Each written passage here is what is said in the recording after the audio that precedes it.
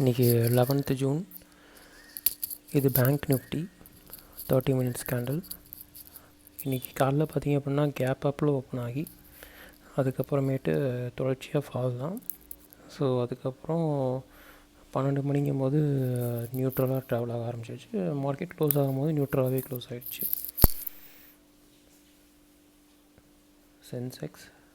Sensex காலையிலேருந்து neutral தான். Gap ஆப்பில் ஓப்பன் ஆகி நியூட்ரலாகவே தான் போச்சு. 174 பாயிண்ட்ஸ் பாசிட்டிவில் க்ளோஸ் ஆகிருக்கு. நிஃப்டி காலைல கேப் அப்பு. ஸோ ஆஃப்டர்நூன் 12 மணிக்கும் போது ஃபால் ஆனது தான். அதுக்கப்புறம் நியூட்ரலாக க்ளோஸ் ஆகிடுச்சு. சில்வர் பார்த்திங்க அப்படின்னா காலையிலேருந்தே பை ட்ரெண்டில் தான் இருக்குது, பையில் தான் இருக்குது.